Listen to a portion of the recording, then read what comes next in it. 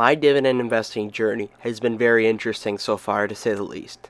Whether it be my AT&T phase, owning Target stock, beefing with Joseph Carlson, owning companies through dividend cuts like VF Corp, Intel, investing through multiple wars around the world, this has been an interesting 4 years for me. And I feel as I hit this 4-year mark, or really my investing birthday you could call it, I feel like really starting to understand the concept of investing and really settling down as an investor, I call it. So in today's video, I'll be sharing how much I've made so far throughout my 4 years of investing, the lessons I've learned along the way. But before you do that, my investing journey would not be possible without the Dividend stocks, drugs merchandise. The link's in the description. It's the best looking merchandise for any investor. Thank you, and of course, roll the intro. Hello, I like money. I began my investing journey just a few weeks before the pandemic fully hit in 2020. It was late February. At this time, I was in the 8th grade, I was only 14 years old, and I had nothing known about investing. What spiked me to begin investing was actually a Darman video, which is kind of funny and corny at the same time, but honestly, it's how I got my motivation to begin my investing journey. It was mainly just a short-term motivation spike, but honestly got me on a long-term path of financial success, which I have to give credit where credit's due. So Darman, when I become a millionaire, I'll thank you. Honestly though, I knew nothing about investing in the stock market in the first place, but I had always heard relatives and my parents talking about it, and I approached them and essentially they just set me up with it. I knew nothing about investing whatsoever. So, my dad gave me a few stock. I had about $300 or $400 saved up from birthdays and Christmases, which I just put into my account. And the first stock that I ever bought was Berkshire Hathaway, $210. Today it's trading at $398, and I'm up on that investment quite a bit. I honestly just thought of companies that I thought would be around and do pretty well for a long time. I didn't know anything about financial, quantitative, or qualitative analysis of the businesses, so I was just kind of going off luck, but thankfully, I went with some really high quality companies. My other businesses that I invested in were Starbucks, of course, and Waste Management. Both of those are two of my biggest gainers today. It honestly shows how simple investing should be.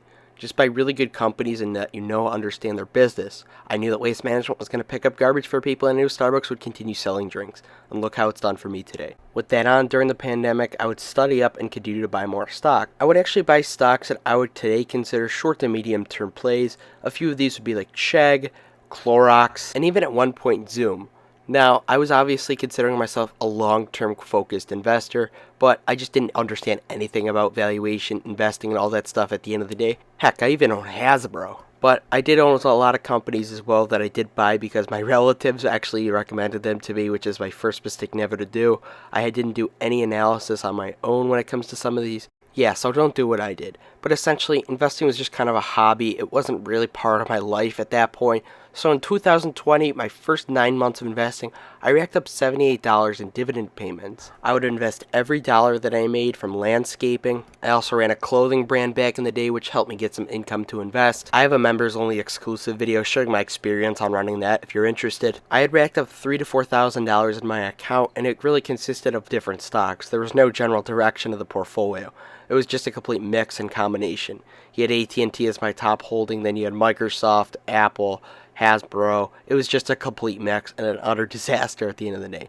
But me seeing that I had $78 in dividend payments coming at the end of the day was really, really motivational. This gets me moving on to 2021, which is where I really picked up investing as a hobby and when I actually started this channel.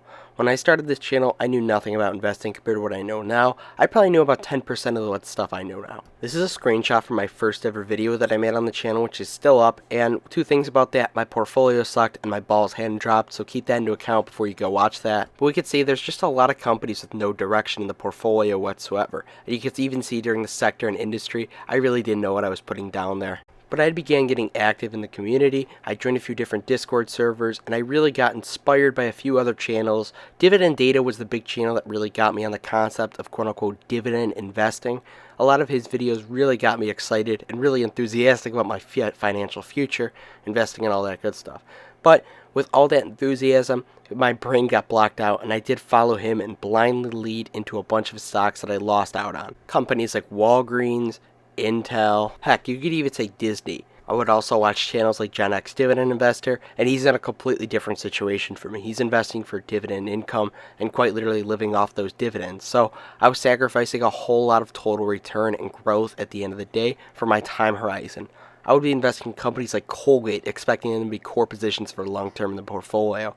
Colgate hasn't moved in like 30 years. But yeah, don't do that at the end of the day. But 2021 was a big year. It really got me enthusiastic about my investing future. And really, I started kind of understanding and learning a lot more, which is the most important thing. I also met a lot of awesome people here on YouTube, like Frank and PK Investing. I also really got excited about the concept of passive income with my dividends. I was walking around school like I was Donald Trump after getting my $3.50 dividend, and honestly, that's one of the best feelings ever. It's even better than getting like a $30 or $40 dividend that I could get today. That gets you hooked into dividend investing, and the dopamine rush from that is absolutely wild. But in 2021, my dividend income grew to $170. In 2022 was the first year that I really experienced the stock market crash/correction. This was a huge time to really test my patience as an investor. I loaded up on some companies that I really believed in the long term, like Microsoft. I even bought Starbucks in the 70s and 60s. It was a really good time. But at the end of the day, in 2022 and 2023, a lot of companies in my portfolio that I had previously bought that I really didn't do my proper due diligence on, that had poor financials and poor business qualities, got absolutely punished. And that's eventually when I started learning about quality-focused investing. So in 2022, I really built off that momentum from 2021, and I got $385 in dividend income. This was the biggest month by far, but I still had some high yielders that I needed to get rid of. Some companies that were dying in my opinion. In 2023, the whole year for me was about dividend growth, and really building up the power of dividend growth and compounding my portfolio. This led me to quote-unquote quality investing, which is pretty much what I focus on today. It's just the quality of businesses, buying really, really high quality businesses that won't go out of place anytime soon and have extremely favorable characteristics for the investor. Those are the companies that I focus on today, and I've learned that when you focus on that, the dividend growth and dividend income will follow along. But still, I do love my dividends. In 2023, I received $503.20 in dividends. Now, in my opinion, I could have had a lot more money in dividend income if I focused on 3, 4, 5% yielding stocks. But unfortunately, a lot of those stocks that yield like that don't have a great return at the end of the day, and for my time horizon, I want to maximize my wealth building potential. So at the end of the day, I have so far raked in $1,136.20 in dividend income. Keep in mind, I think I could have got a lot more if I focused on short to medium term holdings with high dividend yield. But right now, I'm buying a lot low yield, high quality companies with big dividend growth. At this point in my investing journey, it's really just adding to the existing holdings that I have right now. Over my time horizon, which is a very long-term time horizon, I expect my dividend income to really start compounding and absolutely explode in 20 or 30 years. But with that said, my current plans with dividend income, if I continue to build it up, I would eventually like to start using it in my 20s. If you guys want to see how much I made in capital gains with my stocks, go watch my recent portfolio update. At the end of the day though, I'm always trying to learn more as an investor, but I feel at this point in my investing journey, I'm the most mature and stable I've been. And I'm just going to continue buying the stocks that I currently have. If you want to see me invest more money, make sure to hit that like button, subscribe so this video gets pushed in the algorithm. I greatly appreciate all the support. We're near 2,000 subscribers, so thank you very much from the top and bottom of my heart. Alright, thank you guys for watching. Check out the Do Dividend Stocks Drugs merch. A nice smash like button, subscribe, and Do Dividend Stocks Drugs. Have a good one.